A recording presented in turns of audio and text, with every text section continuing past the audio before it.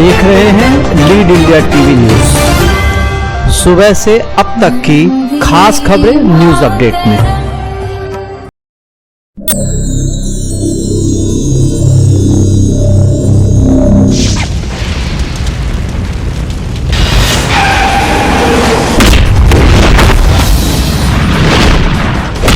मौत के प्रभा हमना तू खुद ही पूछता गेली रघुराज का सर्वनाश करे में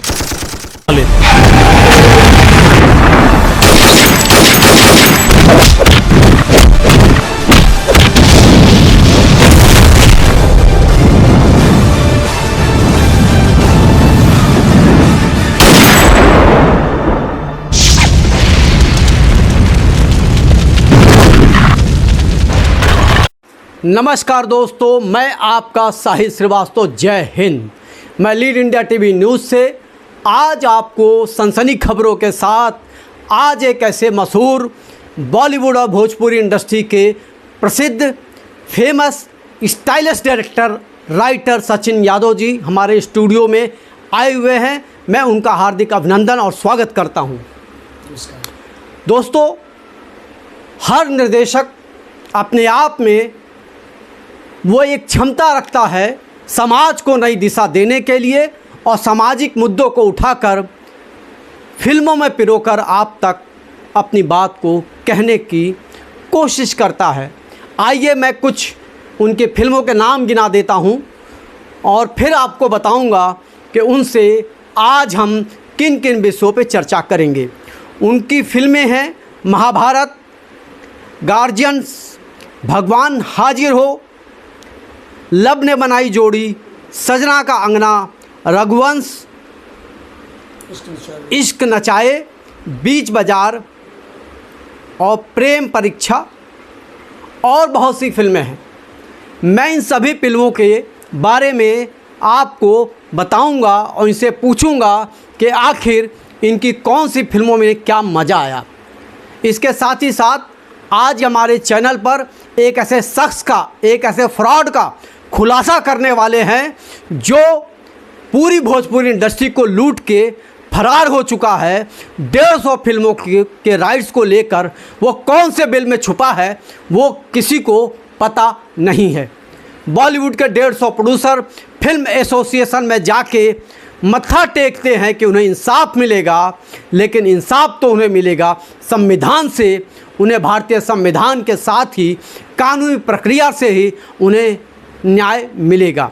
सचिन यादव ने उस शख्स के खिलाफ में एक ऐसा आंदोलन चलाया हुआ है कि जब तक वो सारी फिल्मों के राइट्स उन प्रोड्यूसर के पास वापस नहीं आ जाते या उनके कमिटमेंट के जो रुपए पैसे हैं जिसमें डील हुई है, जब तक उन पैसा उन निर्माताओं को नहीं मिल जाएगा, ये अभियान चलता रहेगा।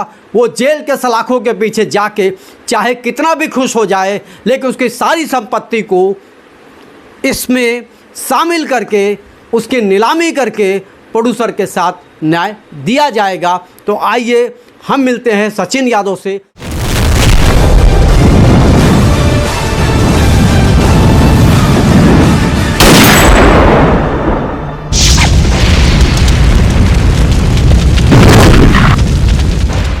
सचिन यादव जी, आपका हार्दिक अभिनंदन।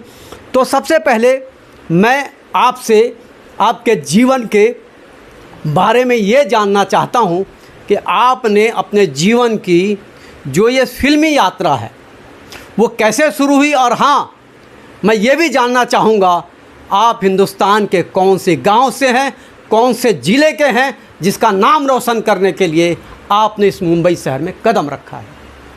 जी, मैं सचिन यादव सबको प्रणाम करता हूँ। नमस्कार। मैं हूँ जौनपुर ज़िले से हूँ, जौनपुर के नहौरा गांव से हूँ। जी, जौनपुर बड़ा ऐतिहासिक गांव है। एक ज़माने में जौनपुर की नवाबी जो है पूरे पूर्वांचल में चलती थी। जी जी जी, मैं वहीं से हूँ और मेरा फिल्मी सफ़र रहा है। जब मैं ग्रेजुएशन और मैं मास कम्युनिकेशन का स्टूडेंट रहा, पत्रकारिता मैंने किया है बाकायदा।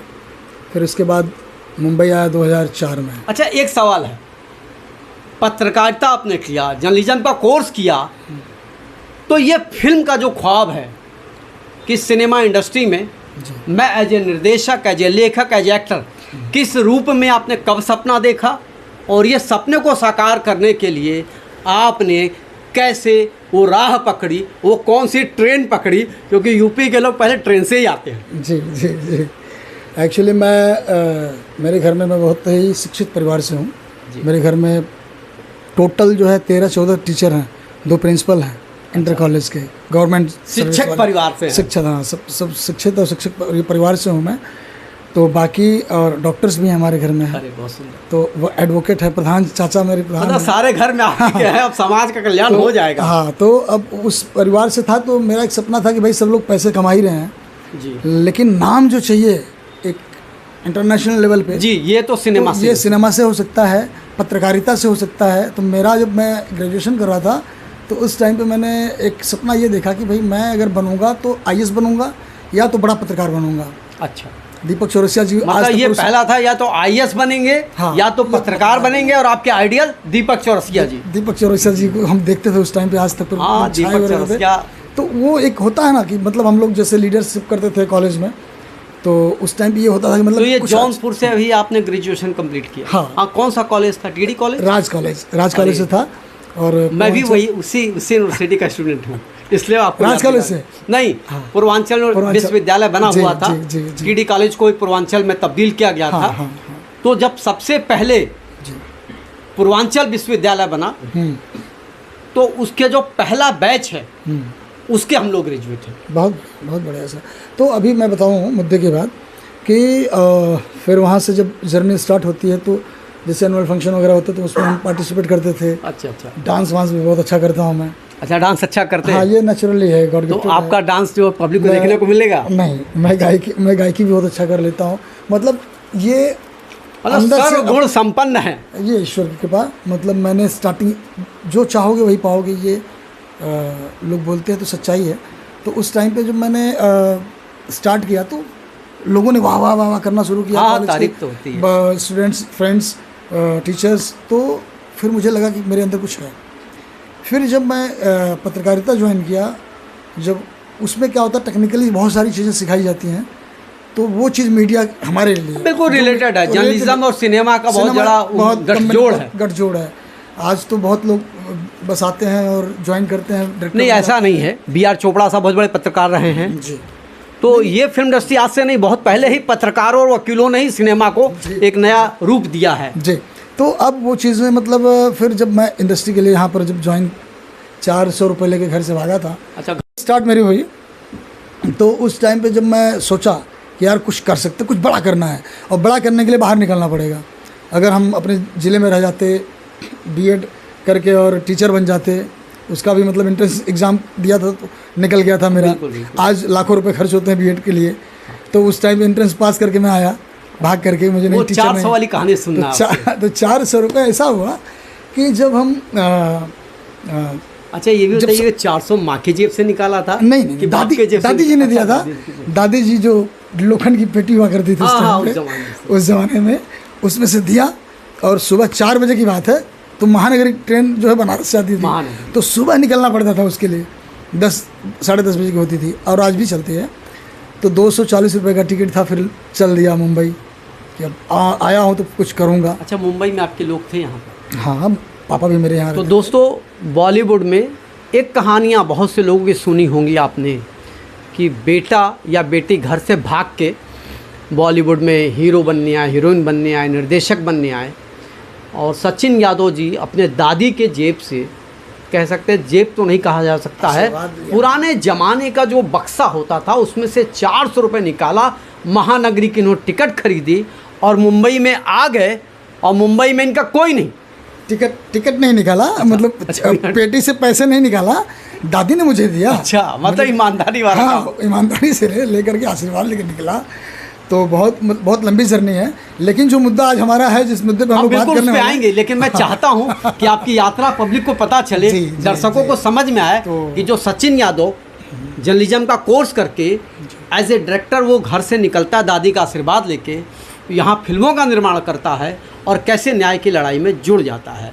तो मैं आपको थोड़े से, हमारे दर्शक सिनेमा भी चाहते हैं, क्योंकि देखिए ये आज आपकी जो खबर है वो सिनेमा से न्याय की है। जी जी। तो हाँ, आगे जब यहाँ आ गए मुंबई तो थोड़ा तो सा यहाँ का बड़ी लंबी जर्नी अच्छा, रही। ठीक है, मतलब शॉर्ट में जितने भी ऑफिसेस हैं बॉलीवुड के, चाहे रमेश सिप्पी साहब हों, सबके यहाँ देव यात्रा साहब शुरू हो हों, शाहरुख खान जी हों, या आशुतोष गौरीकर जी हों, आमिर खान जी प्रोडक्शंस, सलमान जी का प्रोडक्शन, मतलब कोई ऐसा बॉलीवुड का कोई प्रोडक्शन हाउस नहीं। मैं पद यात्रा, मतलब अंधेरी स्टेशन उतरता था, वहाँ से पैदल घूमता था, और हफ्ते में 3 दिन सिर्फ जो है अंधेरी से बांद्रा तक पैदल, जुहू होते हुए, बिलेबारले होते हुए, जुहू खार रोड होते हुए, क्योंकि सबके ऑफिस, हाँ जी, बिल्कुल, सलीम जी की ऑफिस, मतलब जितने भी लोग हैं सब इर्द गिर्द थे, इर्द गिर्द में थे। अच्छा, तो फिर ये सचिन जी मैं यहाँ रोकूंगा जी, दर्शकों, एक बात ये जान लीजिए कि जिसने रियल स्ट्रगल किया है, ये तकरीबन 10 साल पहले की घटना होगी। नहीं, हाँ, 2004 की, आज 2021 2004 में जो भी बॉलीवुड में आता था उनका स्ट्रगल ऐसा ही होता था। और उस ज़माने में मुझे लगता है कि सभी लोग मिल जाते थे ऑफिसों में, ऑफिसों में मिलते थे। लेकिन इधर और पिछले 10 सालों से अब कोई नहीं मिलता अब है। जो है, सच है ये? बात बताऊँ आपको कि पहले स्ट्रगल करना बहुत मतलब बहुत ये आसान था, बहुत मुश्किल था। बहुत मुश्किल इसलिए था कि हम लोग तो एल्बम बना करके घूमते थे, एक्टर बनने आया था मुंबई। सिनेमा ही था, सिनेमा, हाँ, एक्टर बनने आया। डिजिटल तो था फिर ही नहीं। हाँ, डिजिटल था ही नहीं, फ़ोन नहीं हुआ करते थे, फ़ोन हाँ, बीपीएल तो का बिना फ़ोन के कैसे जाए? बीपीएल, हाँ, इसके बाद डायरी बनाया करते थे हम लोग, डायरी लिख लिया और जाके दरवाजे पे दस्तक दिया, और सबके पास पहुंचते थे, ज़बरदस्ती पहुंचाते थे। कोई ना फ़ोन तो करना, मतलब उतना पैसा भी नहीं था, तो उस वक्त मतलब बहुत। तो ये जो आपका स्ट्रगल चला, इसमें पहला ब्रेक जो है, पहला काम आपको किसने दिया और किसके साथ किया आपने? पहला काम हमने DD1 का सीरियल किया। अच्छा, सीरियल का नाम मैं दर्शक समझ सके। हाँ, उर्मिला सीरियल था DD1 का। ओह, बहुत सुंदर। हमारे जो है विभांशु वैभव जी में मिले, राइटर हैं, तो बहुत अच्छे मतलब राइटर हैं। दूरदर्शन ही आपका दूरदर्शन का पहला कदम रहा। पहला सीरियल। शाहरुख खान के तरह आप भी दूरदर्शन के ही जो है लकी स्टार हो गए। हाँ, पहला जो मतलब टीवी में अपने आप को देखा, तो वो दूरदर्शन एज ए पे। असिस्टेंट, एज नहीं, एज एन एक्टर देखा। ओहो, बहुत सुंदर। एज एन एक्टर मैंने दोस्तों, स्क्रीन पे देखा। आप लोग ये जान लीजिए कि पहले ये एक्टर बने, उसके बाद की कहानी। अच्छा, एक्टर तो बन गया, दूरदर्शन में आ गया, सीरियल आ गए, तो अब उसके लोग बाद जानने लगे। फिर हमने लास्ट मतलब फिर काफ़ी काम किया। फिर भोजपुरी में हमने जो है, हमारे बाली जी हैं, डायरेक्टर हैं, अच्छा, उनके साथ जो है कोरियोग्राफर थे साथ, कोरियोग्राफर सही बात कह रहे हो। कोरियोग्राफर थे, पंजाबी हैं वो। और मतलब उन्होंने, मतलब मैं बोल सकता हूँ कि हमारे गॉडफादर थे उस वक्त के। उनको तो मैं बड़ी मुश्किल से मतलब मुझसे भागते थे वो, मैं ज़बरदस्ती उनको पकड़ के मतलब बोला, भाई मुझे अपने साथ रखो। अच्छा, तो आपने वो दौर बाली जी को असिस्ट किया? जी, उनको असिस्ट किया, उनके साथ मतलब काफ़ी फिल्में किया मैंने, बहुत कुछ सीखा मैंने प्रैक्टिकली। जब असिस्टेंट होते, जैसे एक होता है कि थ्योरिकल और एक प्रैक्टिकल, जब आप थ्योरिकल से प्रैक्टिकल पे आते हैं तो चीज़ें क्या होती है कि फिर आप प्रॉपर तरीके से सीख पाते हैं। तो वो चीज़ उन्होंने सिखाया मुझे। और इसके बाद फिर हाँ, उसके बीच में मुझे एक और सीरियल मिला डिज्नी चैनल का, एज एन एक्टर। उसमें बहुत अच्छा पैसा मैंने 5,000 पर डे के हिसाब से मैंने 18 एपिसोड किया। पैसा ही देता, डिज्नी बहुत अच्छा उस वक्त की बात है। हमारे साथ किंसुक महाजन जो अच्छा आर्टिस्ट, बड़े अभी स्टार हैं, आपके विक्रांत मैसी मेरे बहुत अच्छे दोस्त हुआ करते थे वो लोग। ये लोग जो है हम सब एक ही ग्रुप के। वही स्ट्रगल कर रही था, वही दौर था। उस वक्त के हम लोग उसमें जो डिज्नी पे धूम मचाओ धूम सीरियल, वो अब तो वो डायरेक्टर वाला जो पहला जो फिर उसके बाद डायरेक्टर का मैटर ये हुआ कि जब बाली जी के साथ जुड़ा तो भोजपुरी इंडस्ट्री में को समझ में थे पंजाबी। हाँ, भोजपुरी तब मार्केट में एक मुकाम बना रही थी। पंजाबी थे और भोजपुरी, मतलब जैसे होता है ना यार, हमारी भाषा, हमारे गाँव की भाषा है, हम 2000 किलोमीटर दूर से आए हैं, तो जब यहाँ वो चीज़ें, तो वो मिठास मिलने, मतलब उसमें इंटरेस्ट बढ़ता गया। फिर मैं हिंदी को थोड़ा सा कम करके इसमें लग गया, काम मिलता गया, रोजी यहाँ थी, रोजी रोटी इसमें चलने शुरू हो गई, कम होने लगी। हाँ, तो इसके बाद जैसे बड़े प्रोडक्शंस में बहुत स्ट्रगल करने के बाद भी मौके नहीं मिलते थे, तो ये हुआ कि चलो यार क्यों ना हम लोग इसमें। तो आज मतलब उस मुकाम तक पहुंचा कि भाई कंटिन्यू इतनी बड़ी बड़ी फिल्में कर रहा हूँ, 1.5 करोड़ की। वो पहली फिल्म मैंने पहली फिल्म एज ए डायरेक्टर, हाँ, वो मेरी महाभारत फिल्म थी। अच्छा, उसमें हीरो हीरोइन कौन थे? उसमें हीरो सुपरस्टार जो है नेपाल के सुपरस्टार विराज भट्ट को कास्ट किया था। उस वक्त जो रवि किशन के टक्कर के थे। एक्शन मूवी थी क्या? एक्शन मूवी, अभी यूट्यूब पे भी आप देखेंगे, करीब उस टाइम की 1.5 करोड़ की फिल्म थी। उनके अपोजिट में प्रिया शर्मा, कल्पना शाह 2 हीरोइन थी, और काजल राघवानी जो सुपरस्टार हैं, अच्छा, उनकी पहली फिल्म थी वो। और तो काजल राघवानी जी आजकल बड़ी चर्चा में हैं। मैं इनसे पूछूंगा, तो ये काजल राघवानी जी के साथ आपने जो पहली फिल्म की, तब में अब में काजल में क्या फ़र्क आया है? हाँ, तो काजल पहले भी मतलब हम लोग दोस्ती हुई, बात हुई, तो फिर मैंने उनको बोला कि भाई ऐसा ऐसा है। तो मेरी फिल्म रिलीज़ बाद में हुई, उसके पहले उन्होंने सुगना की, सुगना पहले रिलीज़ हुई, तो डेब्यू फिल्म हम पहली फिल्म तो आपके साथ की, अब मेरे सुगना हाँ, उनके पहले रिलीज हो गई, हाँ, तो ये कह सकते हैं डेब्यू फिल्म आपके कंटिन्यू। साथ। हाँ, उसी टाइम पे दोनों पैरेलल, मतलब मेरे शूटिंग से भी हो गई। अच्छा, काजल राघवानी उस समय, आज जो बेबाकी से भी मैं उनके कई इंटरव्यूज देख रहा हूँ जी और बड़ी बेबाकी से अपनी बात रख रही हैं, जी। तो कल वाले में और आज वाले में काजल राघवानी में क्या आप फ़र्क देखते हैं? फ़र्क देखिए, लाजमी है फ़र्क आना, क्योंकि जब हम नए होते हैं, हमें कुछ पता नहीं होता है, तो चीज़ें हम कहीं इस्तेमाल भी होते हैं, चाहे वो किसी भी तरीके से हो, और कहीं हम रहते रहते उस सब चीज़ों को सीख जाते अच्छा, हैं। एक चीज़ और तो भी है कि मुझे मतलब बताने- भोजपुरी मुझे चीज़ से नहीं, खाली इसको मैं काउंटर एक क्वेश्चन से, जी जी कि भोजपुरी इंडस्ट्री में जहाँ तक मैंने सुना, सच्चाई मैं नहीं जानता, बॉलीवुड में तो हम अक्सर सुनते हैं, जी भोजपुरी इंडस्ट्री में ये सुनने को मिलता है कि बिना कंप्रोमाइज़ के, बिना कंडीशंस के आप लीड नहीं कर सकती हैं। इस नहीं। बात में कितनी सत्य है? गलत है। जो या कला के नाम पर काम मिलता है? जो बोलता हो गलत बोलता है। ऐसे लोगों को मेरे पास लाइए, दौड़ा दौड़ा के मारेंगे उसको। तो इसका मतलब वो निर्माता जो भोजपुरी सिनेमा बनाना ही नहीं चाहते हैं, जो नहीं शायद बनाते हैं सर, हाँ, जो सिनेमा नहीं बनाते हैं वो ये काम करते हैं। जो सिनेमा बनाएगा उसकी तो फटी पड़ी रहती है, कहीं लड़की को अगर कुछ हुआ तो भाग गई तो फिर हमारा बर्बाद हो जाएगा। हम लोग जब सिनेमा बनाते हैं, अगर जैसे कभी कभी नखरे भी हीरोइनों के झेलते हैं कि अगर 1 दिन 2 दिन 4 दिन मेकअप लग गया, कुछ ऐसी मतलब जितने सुपरस्टार्स हैं वो नहीं, जो मतलब जो नहीं आती हैं 2-4 दिन, मतलब जो होते हैं, बहुत सारी चीज़ें होती हैं, तो उनको मैं फेस किया हूँ कि मतलब वो 2 दिन करने के बाद उनके तेवर चेंज हो जाते हैं, उनके स्टाइल, लाइफ स्टाइल मतलब आने के बाद रुतबे चेंज हो जाते हैं। अच्छा, फिर हम नहीं जा रहे। अब क्या होता है कि लोगों को मतलब अब लगता है भाई चलो तो छप गए हैं, तो अब डायरेक्टर या प्रोड्यूसर झेलेगा। अच्छा। तो ये चीज़ें क्या होती है ना सर, जी। मुझे पूरी तरह से बोलने हाँ, दीजिए, जी, जी। क्योंकि एक्सपीरियंस जो होता है ना, वो जानना जरूरी है। हमने प्रैक्टिकल दरअसल हमारे दर्शकों को ये जानकारी तो- हो कि भोजपुरी इंडस्ट्री में अगर कोई भी हीरोइन आती है तो ये अपने दिमाग में रख ले कि उसके पास टैलेंट है, तो कोई कंडीशन नहीं, और टैलेंट नहीं है तो वो इस इंडस्ट्री में कदम रखने से पहले अपने टैलेंट को निखार ले, हिंदी थिएटर ज्वाइन कर ले, या किसी एक्टिंग स्कूल में जाके अपने आप अपनी कला को बहुत बेहतर तरीके से निखार के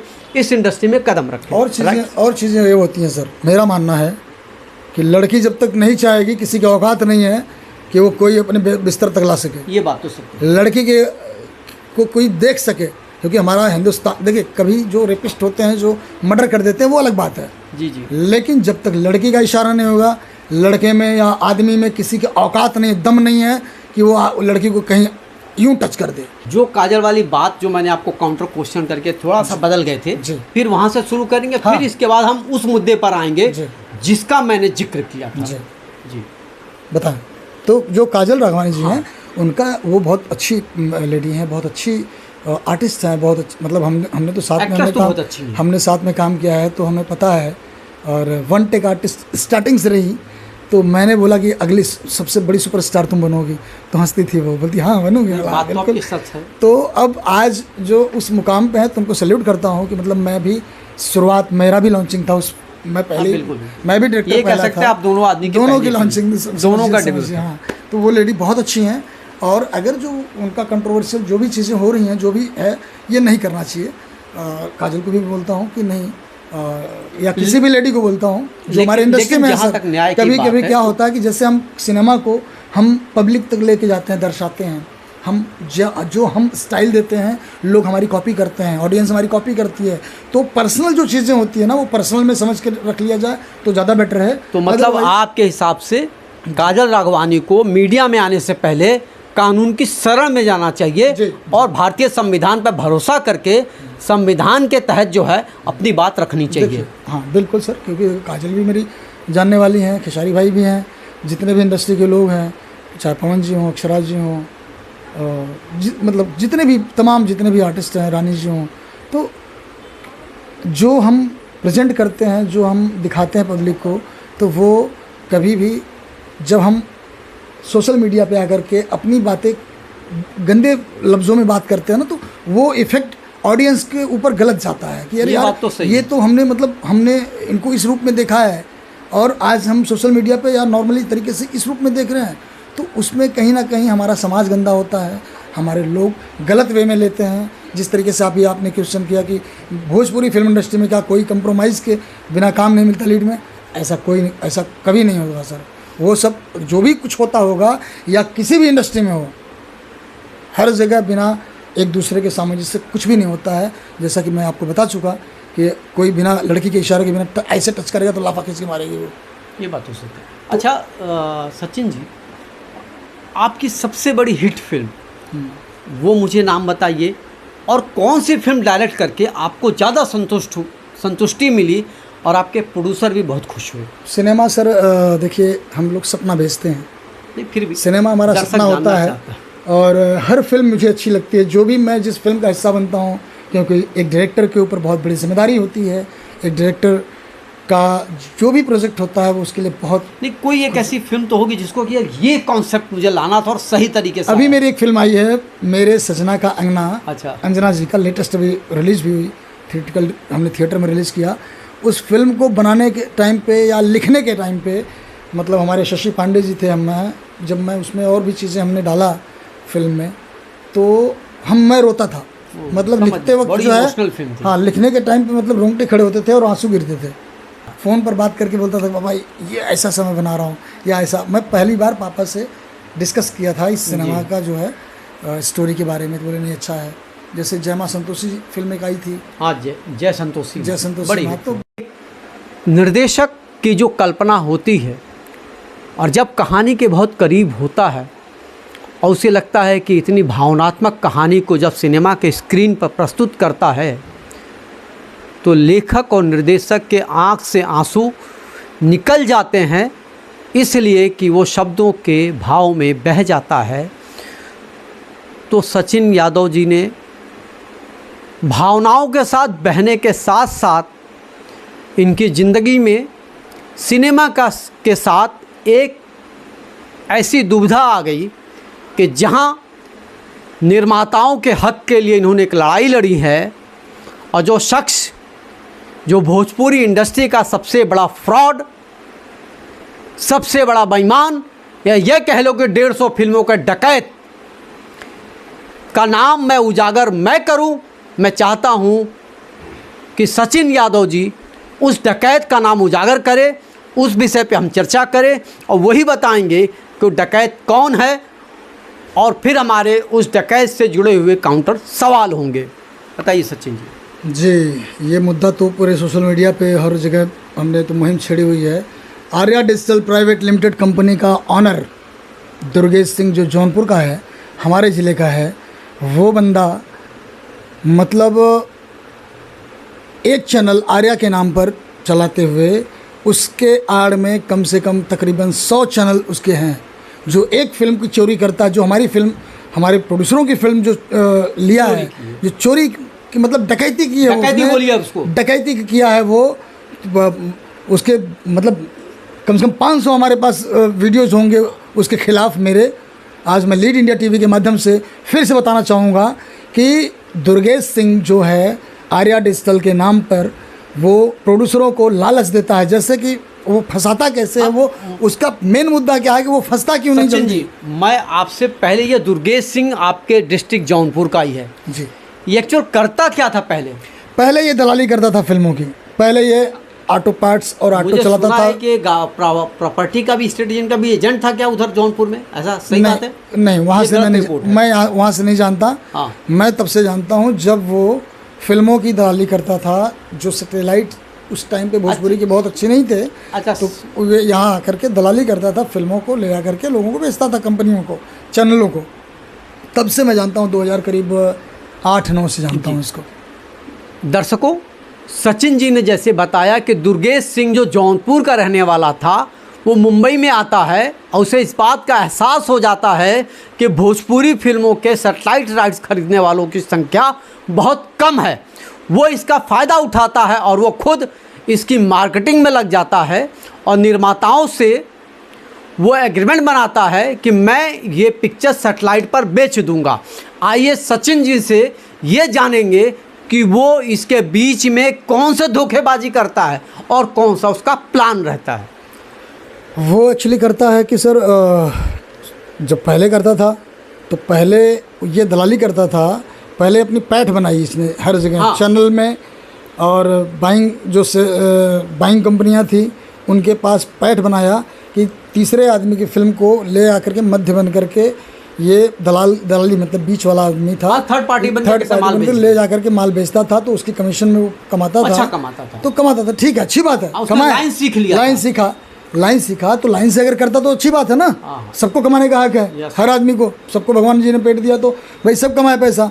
तो उस वक्त जो है वो फिल्मों को ले जाकर के बेचता था। इसके बाद फिर उसने 2014 में एक कंपनी बनाई। अच्छा, 2014 में उसने एक कंपनी का निर्माण किया और उसका नाम तो हुई आर्या डिजिटल प्राइवेट लिमिटेड का जो है उसने निर्माण करता है। और उस चैनल को मैं आज बहुत बड़े बड़े मुद्दे पे बात करूंगा, और जो रियल मुद्दे हैं, जो ऑलरेडी केसेस जो है न्यायपालिका में चल रहे हैं, उस मुद्दे पे बात करूंगा कि किस तरीके से वो झोल करता है। एक नंबर का झोलर है वो आदमी, चोर है, चीटर है, फ्रॉड है और बदमाश भी है, गुंडई भी करने पे उतर गया, गुंडई भी करता है हमारे साथ, हमसे गुंडई की भी बात किया था। तो मैटर ये है सर कि आज एक एक चीज़ बात करूँगा। अब होता क्या है कि 2014 में जब वो कंपनी खड़ी करता है, उस टाइम पे मुलाकात किसी प्रकार से होती है मनोज ओझा जी से, जो हमारे फिल्म इंडस्ट्री के प्रोड्यूसर, डायरेक्टर और फाइनेंसर हैं।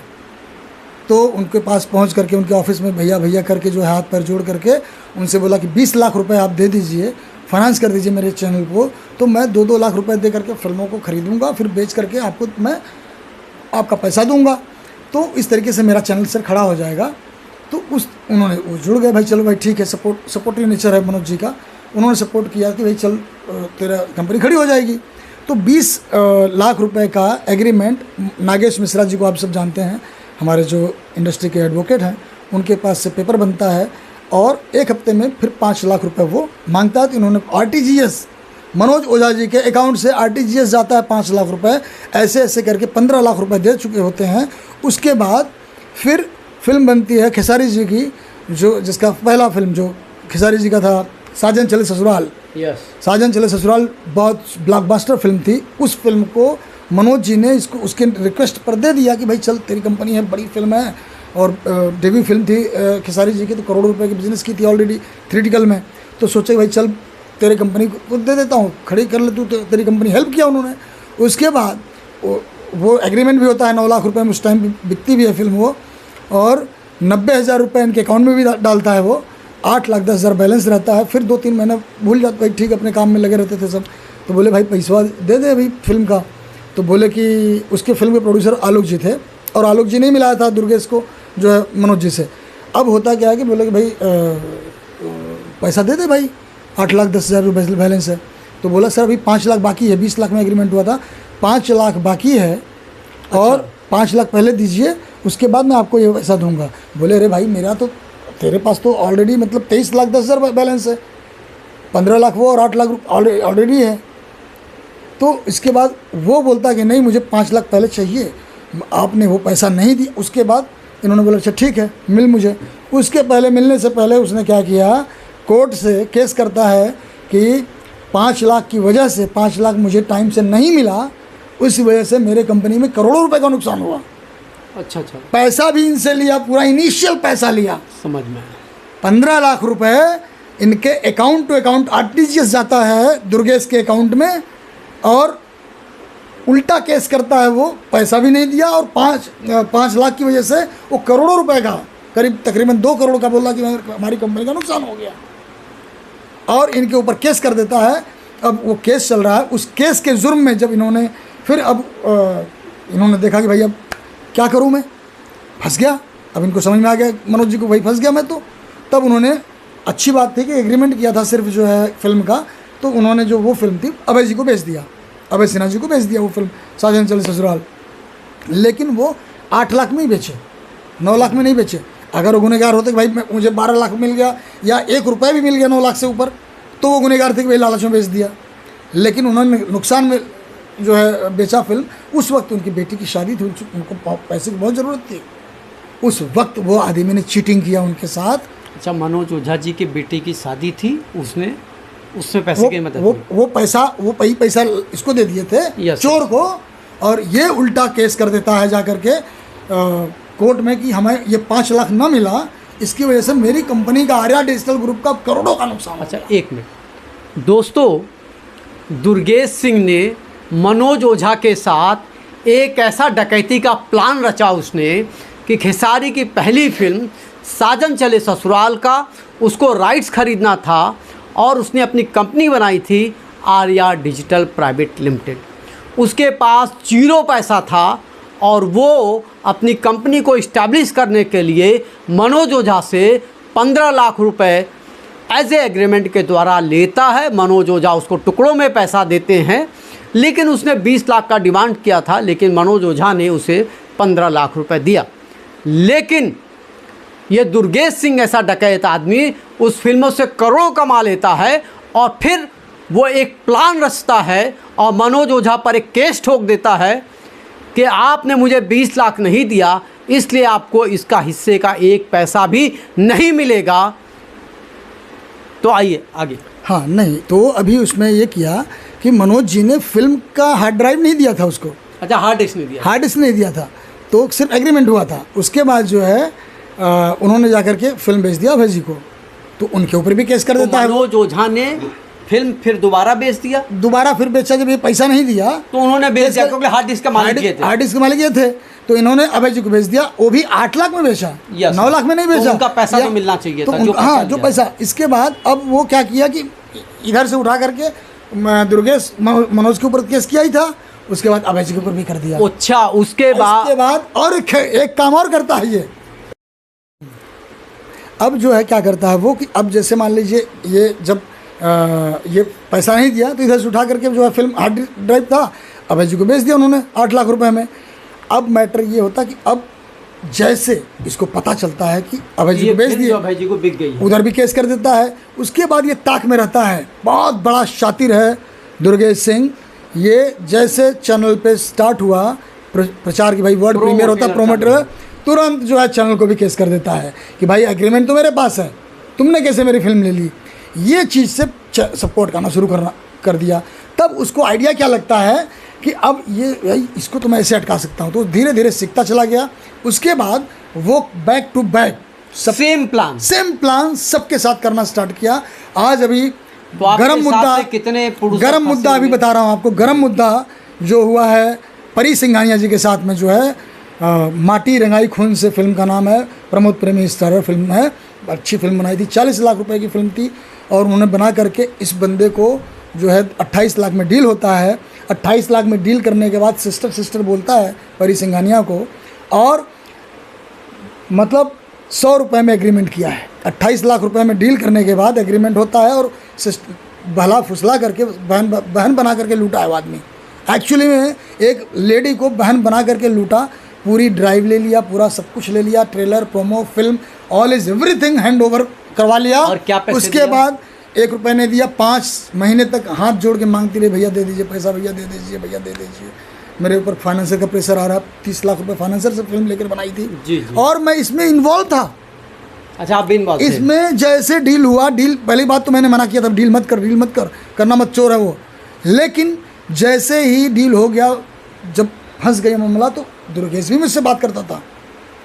दुर्गेश भी फ़ोन, बहुत सारे रिकॉर्ड्स मेरे पास पड़े हैं उसके। फिर इसके बाद जो है जब ये फ़ोन ना उठाए तो आदमी मानसिक प्रताड़ित होगा। बिल्कुल। जब फ़ोन नहीं उठाएगा 4-4 महीना आदमी, मैसेज का रिप्लाई नहीं देगा, तो इसके बाद फिर मैसेज पे बकाता है कि अच्छा मेरा यूट्यूब से इतना 90 लाख रुपए डॉलर आने वाला है, 90 लाख डॉलर आने वाला है, तो आपको दे देता हूँ सिस्टर, टेंशन क्यों ले रही। ऐसे करते करते 6 महीना 7 महीना गुजरता है। तब वो महिला पीड़ित, परेशान होकर के, मेंटली परेशान होकर के, तब वो प्रशासन का दरवाज़ा खटखटाती है। अब ये वही ताक में रहता कि मेरे ऊपर कोई केस करे। जैसे सिविल में केस जाता है, इसका सिस्टम है कि सिविल कोर्ट में जैसे केस गया कि मेरे ऊपर कोई केस करे, तुरंत ये उसका रिप्लाई देता है, और उसके बाद 100 रुपये डालता है। 100 रुपये डालने के बाद ये कोर्ट से केस करता है कि मेरे पास जो है, जो ड्राइव दिया गया है उसके सारे ये फाइल क्राफ्ट है, हार्ड डिस्क क्राफ्ट है, आउट सिंक है, DI प्रॉपर नहीं है, रेजुलेशन कम है, ये सारा मतलब प्रॉपर भेजता है मेल के द्वारा। जो उस तो भाई अगर ऐसी कोई बात है भाई ला फिर से करके देंगे। तो उसने क्या करता है कि सर 15 अगस्त 2024 को ट्रेलर को रिलीज़ कर देता अपने चैनल पर, बिना 1 रुपये दिए, 100 रुपये वो दिया, समझ में आया। और उस 100 रुपये को हमने डीडी बना करके उसके ऑफिस पोस्ट कर दिया था हमने। उसके बाद वो ज़बरदस्ती फिल्म का ट्रेलर लॉन्च करता है, मेरे पास रिकॉर्डिंग है, वो फ़ोन करके बोलता है, मैं बोला भाई मैं उसका विरोध किया, बोला यार बिना पैसा दिए तुमने कैसे रिलीज़ कर दिया। और इसके बाद जो है उस वक्त बोलता कि अब तो दशहरा में मैं फिल्म भी रिलीज़ करूँगा। मैं बोला देख भाई वो लेडी मेरी मित्र है, उसके साथ गलत मत कर। ठीक है, मैं थोड़ा अपने दर्शकों को समझा दूँ। दोस्तों, ये दुर्गेश सिंह जो शख्स है, जो डकैत है, भोजपुरी फिल्मों का कॉपीराइट डकैत, उसका प्लान थोड़ा समझ लीजिए। सचिन जी ने मुझे समझाया है, मैं दर्शकों को बहुत छोटी सी बात समझाता हूँ। वो फिल्मों का राइट्स खरीदता है और अपने कंपनी के लिए, जैसे मान लिया उसने फिल्म 30 लाख की खरीदी, उसने 25-50 हज़ार रुपये टोकन देता है और सारे हार्ड ड्राइव, पेन ड्राइव, सारे राइट्स अपने पास लेता है और एक टाइम देता है कि इस टाइम पे हम आपका पैसा पूरा कंप्लीट कर देंगे। लेकिन उसकी नियति पैसा देने की नहीं रहती है और वो क्या करता है, जब प्रोड्यूसर परेशान होके जब उसको अपनी शिकायतें दर्ज करता है कि मुझे पेमेंट वापस कर दीजिए, नहीं मिलता, तंग आकर जब लोग कोर्ट का सहारा लेते हैं, बस दोस्तों ये डकैत उसी कोर्ट में, सिविल कोर्ट का सहारा लेकर वो उन पर गलत इल्ज़ाम लगाता है कि आपने जो मुझे हार्ड डिस्क दी है, जो आपने डिटेलिंग दिया है सिनेमा का, सारी करप्ट फाइल थी और आपको एक पैसा नहीं मिलेगा। और उसके साथ ही साथ उन फिल्मों को अपने अनऑफिशियल जो 10 चैनल है वहाँ रिलीज़ करके वो पैसा कमाता रहता है और लोगों को कोर्ट में उलझा देता है। तो सचिन जी, इस तरीके से टोटल कितने प्रोड्यूसर त्रस्त होंगे? मैं अभी बहुत सारी बातें बची हुई हैं, बताना चाहूँगा इस पर। अब उसके बाद जो है ये करीब 132 प्रोड्यूसर्स अभी परेशान हैं, इसके चक्कर में फंसे हैं। 25-50 हज़ार दे करके ये फिल्म को फंसाता है और कोर्ट से केस कर, अच्छा डील करता है कहाँ, मुंबई, डील करता है कहाँ, नोएडा ऑफिस से, और कोर्ट केस कहाँ करता है, जौनपुर से। तो ये तो अनलीगल है, एग्रीमेंट ही अनलीगल हो गया। जहाँ से, हाँ, तो क्योंकि अगर बिजनेस में आपने बम्बई में आपने डील किया है तो आपका जो न्यायालय है वो मुंबई के अधीन ही होगा, पहली बात। बिल्कुल। दूसरी बात, अगर आपने दिल्ली में एग्रीमेंट किया है, अगर प्रोड्यूसर दिल्ली में एग्रीमेंट साइन किया है तो उसका जो कोर्ट है, न्यायालय है, वो दिल्ली होगा।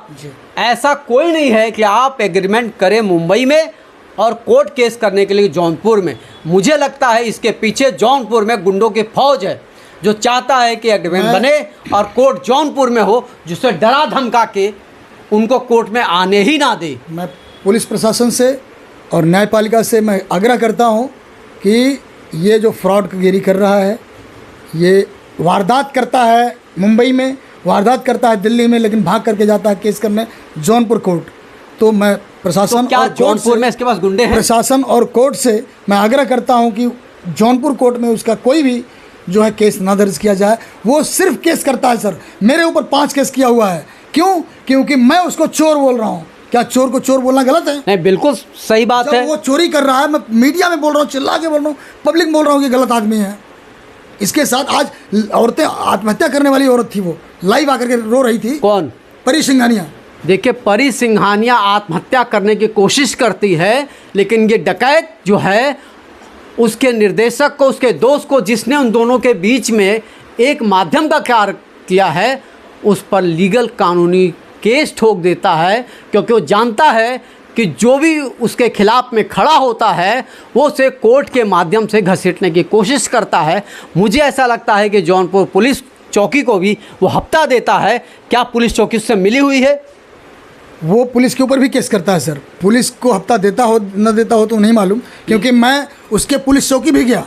अच्छा। उसके जौनपुर में जो सुजानगंज थाना है वहाँ भी गया, वहाँ वो आया था। तो उसने पुलिस वालों पर ही केस ठोका हुआ है। एक पुलिस के प्रभारी के ऊपर केस कर दिया था। बहुत सारी चीज़ें जो है वहाँ के पुलिस वालों को बोलता है कि सचिन, पूरी टीम लेके मुंबई से मैं गया था वहाँ पर कोर्ट में, तो थाने पे गया था, तो उसने वहाँ पर, मुझे सूत्रों से पता चला कि जौनपुर सुजानगंज थाना में 5,000 पर घंटे मैं देता हूँ, सचिन को खाली अंदर कर लो, सचिन को अंदर कर लो। तो उन लोगों ने बोला भाई पता चला इसने मुझे, पुलिस डिपार्टमेंट को बोला, पुलिस डिपार्टमेंट को बोला, ऑफर दिया कि 5,000 पर घंटे दूंगा, सचिन को सिर्फ अंदर कर दो। हमें वहीं के लोगों ने, लोकल लोगों ने मुझे बताया। अच्छा, और इसके बाद अब ये जब वहाँ गया तो वहाँ पर जो है पुलिस के सामने उसको लताड़ा गया, पुलिस ने भी लताड़ा, लेकिन ये मैटर पुलिस भी परेशान हो चुकी है, पुलिस केस नहीं लिखती है उसका। अच्छा, फोन उठाता है वो? फ़ोन नहीं उठाता है। पुलिस जो है पुलिस केस नहीं करती है। एसपी साहब के यहाँ अभी गया था वो, तो भी वहाँ से भी खारिज कर दिया गया। ये कहा जाता है कोर्ट में जाता है, कोर्ट से आदेश लेकर के पुलिस का फोन आता है। कोर्ट से आदेश लेके कोर्ट से नोटिस करवाता, तब जब कोर्ट से नोटिस करवाता तो पुलिस मजबूर हो जाती है। बिल्कुल, पुलिस मजबूर हो जाएगी, ये बात वो सही। तहकीकात करती है। मेरे पास फोन होता है, अभी भी उसका केस नहीं दर्ज किया गया है। मैंने उसके ऊपर केस किया है। उसके ऊपर जो है मुझे बोला है कि 10 लाख रुपए, मैं कोर्ट में जब मुलाकात हुई थी हमारी पूरी टीम के साथ, वो वहाँ था, तो वो मुझे बोलता है कि 10 लाख रुपए लेके हट जाओ, मेरा धंधा मत खराब करो। अच्छा, आपको ऑफर दिया 10 लाख रुपए लो और इससे बाहर हो जाओ, आप बाहर हो जाओ, आप भी लोकल हो जौनपुर के, आप भी हो जौनपुर का, मैं भी, तो मैं तो भाई मैं बोला कट जाऊंगा लेकिन मुड़ूंगा नहीं। आप न्याय के लिए लड़ते हैं? मैं न्याय के लिए लड़ रहा हूँ और मैं पीछे नहीं हटूंगा। मैंने जब उसका विरोध किया तो बोलता है कि मैं जान से मरवा दूंगा तुम्हें। आपको धमकी दिया? जान से धमकी मारने दिया। की? आप पुलिस कंप्लेंट किया आपने? उसका FIR वहाँ से तुरंत ऑन द स्पॉट FIR करवाया मैंने। FIR है? FIR कॉपी तो मेरे पास दोस्तों, FIR की कॉपी मेरे चैनल पे दिखाई जाएगी कि वो व्यक्ति जान से मारने की धमकी देता है। वो अपने आप को कानून का खिलाड़ी और गुंडों की फौज जमा करके किस तरह से भोजपुरी फिल्म इंडस्ट्री के 150 प्रोड्यूसरों पे डकैती डाला हुआ है। मैं आपको अपने चैनल पे सभी प्रोड्यूसरों के जो न्याय की बात है वो लड़ाई लड़ी जाएगी। और लीड इंडिया टीवी न्यूज़ ऐसे अपराधियों को जब तक जेल के सलाखों के पीछे नहीं डाल देता है, यह अभियान यूं ही चलता रहेगा। और सर मैं आपको बता दूं कि उस लेडी के ऊपर जो परी सिंघानिया है, उन 28 लाख की फिल्म भी ले लेता है 28 लाख में, और बिना पैसा दिए, और प्लस 92 लाख रुपए का कर्ज भी ठोक दिया है कोर्ट से। अच्छा, एक चीज़ और, ये जो फिल्म निर्माता प्रोड्यूसर एसोसिएशन है जी, जो कहती है कि हम हक के लिए लड़ेंगे जी, तो ये जो निर्माताओं के हक की लड़ाई है जी, क्या प्रोड्यूसर एसोसिएशन ने कोई इस तरह कदम उठाया या नहीं उठाया, या प्रोड्यूसर एसोसिएशन जो टीम है, जो अध्यक्ष है, ये पूरी टीम है प्रोड्यूसर जी, क्या ये भी पैसा खा के शांत बैठ गए हैं? नहीं, वो इम्पा आज हमारे साथ है, हमारी मुहिम में साथ है, हमारे सपोर्ट में है। सारे जितने निर्माता हैं उनके सपोर्ट में है। सभी लोग जो है अभय जी के ऊपर 40 केसेस हैं, रत्नाकर सर के ऊपर जो है 25 केसेस हैं। जो अच्छे कंपनियां हैं, जो हमारे इंडस्ट्री के जो धरोहर हैं, जिनसे सिनेमा चलता है, जिनसे हमारी इंडस्ट्री शुरू होती है, उनके ऊपर 25 केस करके बैठा हुआ है। अच्छा, उसी ने किया हुआ? उसी ने किया है सर, और बिना मतलब के केसेस करता है वो। सिर्फ केस करके धमकी देता है। मेरे ऊपर केस करके सोचा कि मैं सचिन को धमका दूंगा तो शांत हो जाएगा। मेरे ऊपर 200 केस कर दुर्गेश सिंह। मैं डरने वालों में से नहीं हूँ। घर में वकील है, पत्रकारिता पढ़ा हूँ, तो इसलिए जो है हम लोग डरने वाले लोग नहीं। 200 केस करेगा तो भी झेल लूँगा। और रही बात इम्पा की, इम्पा पूरा सपोर्ट में है। और इम्पा के जो प्रेसिडेंट हैं अभय सिन्हा जी पूरे सपोर्ट में हमारे साथ हैं, हमारे पीड़ित के साथ हैं। क्योंकि आज जब भी हमारी फिल्म इंडस्ट्री में हम एक्टर को काम देते हैं, या हम जितने भी टेक्नीशियन को काम देते हैं, कानूनी प्रक्रिया में पूरा साथ अभय सिन्हा ने कोई आपको वकील, कोई टीम दिया हुआ है? पूरी टीम सर, 4 वकील दिया है उन्होंने। अच्छा। जब मैं उनको प्रस्ताव रखा, बोले कि सचिन जी हम लोग ऑलरेडी पीड़ित हैं, तो आप अगर हैं, आप वहाँ के हैं, तो बिल्कुल आपका स्वागत है। और आप जहाँ कदम रखेंगे हम आपके पीछे, जो भी हमें लगेगा, जो भी सपोर्ट होगा इम्पा सपोर्ट करेगी, और वो कर रहे हैं। दोस्तों, सचिन यादव जी ने इस दुर्गेश सिंह डकैत के खिलाफ में जो न्याय की लड़ाई शुरू की है वो ख़त्म होने वाली नहीं है। दोस्तों, ऐसे अपराधी, ऐसे डकैत, ऐसे फ्रॉड, ऐसे कानून के शिकंजे में फंसा के अपनी रोटियां सेकने वाले कब तक कानून के पंजे से बचेंगे? बहुत जल्द ही कानून की सलाखों के पीछे, जेल के सलाखों के पीछे आप देखेंगे। मैं लीड इंडिया टीवी न्यूज़ की तरफ से मैं सभी निर्माताओं से निवेदन करता हूं कि आप खुल कर आइए। लीड इंडिया टीवी न्यूज़ आपके साथ खड़ी है। आपको मीडिया के माध्यम से और कानूनी राय और कानून की एक पूरी टीम हम आपको देंगे। चाहे केस सुप्रीम कोर्ट तक लड़ना होगा, हम इस लड़ाई को जारी रखेंगे। और इसी के साथ मैं सचिन यादव जी, आप कुछ और कहना चाहते हाँ, हैं? अभी बचा है सर जी।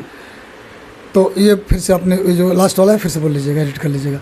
तो अभी जो है मैं ये बताना चाहूँगा कि ये अभी जो वो उसके पास हाँ हाँ ये वो उसका एडिट करनी है। 2-2 करोड़ 2.5 करोड़ की फिल्में आजा उड़ैया तान के विराज भट्ट, पवन सिंह, इन सब की फिल्मों को वो ले करके एक चैनल आर्या डिजिटल के ऊपर तो चलाता ही चलाता है।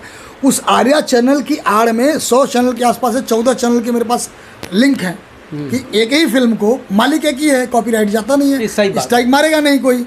तो उसके सारे चैनल पे एक फिल्म को 14 चैनल को मैंने ढूंढा है, 14 चैनल पे सेम फिल्म चल रही है और 2-2 फिल्म और ये कॉपीराइट का उल्लंघन है। और हाँ, और इसके बाद वो मतलब अत्याचार का अंत। नहीं, मैं समझ गया। जो समझ सकते ये हैं क्या वो। है, उसके सारे चैनल्स को तो नोटिस कर अब क्या, हाँ अब क्या करता है वो कि उस सब चैनल के सब्सक्राइबर 2.5-3 मिलियन है और उसके व्यूज़ जा रहे हैं, मतलब 2.5 घंटे की फिल्म सर, 4 मिनट की 3 मिनट के गाने होते हैं, अगर मिलियंस में जाते हैं तो मिलियंस में पैसा भी आता है।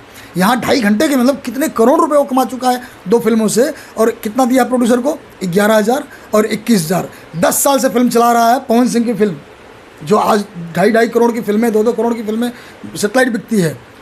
तो उसका जो है पूरी प्रॉपर जो है कोर्ट से जो है नोटिस गया है, वकील का नोटिस गया है, केस पेपर गया है। हमारे साथ वो जौनपुर तक भी गए थे, अभी तक कुछ नहीं हुआ। क्यों? क्योंकि हमारे भारत का संविधान ऐसा है कि अगर हम बुरा ना माने कि अगर हम ताजमहल को बोल देंगे कि भाई पीला है कोर्ट में जा कर के, तो जज साहब बोलेंगे कि भाई पता कराओ कि पीला है कि वाइट है। तो उसको 10 साल लग जाता है वाइट को वाइट साबित करने में, और तब तक ये कमा करके करोड़ों रुपए अपने घर में भर लेता है और रोड पर छोड़ देता है मरने के लिए प्रोड्यूसरों को। तो ये हमारे भारत के संविधान में तुरंत एक्शन, लीगल एक्शन लिया जाए कि अगर कोई प्रताड़ित होकर के, सिनेमा इंडस्ट्री के बारे में बोलना चाहूँगा कि अगर कोई घर बेच करके पैसा लगाता है सिनेमा में, तो अगर वो केस करता है या कोई भी चीज़ हो, उस पर कानून कड़ी से कड़ी कार्रवाई, निगरानी करके कार्रवाई करे, लीगल कार्रवाई करे, नहीं तो तब तक प्रोड्यूसर मर जाएंगे, आत्महत्या कर लेंगे।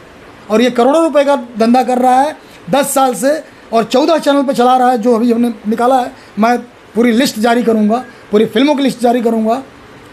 तो मैं आग्रह करता हूँ हमारे भारत के संविधान से, प्रशासन से, कि इसके ऊपर कड़ी से कड़ी कार्रवाई की जाए।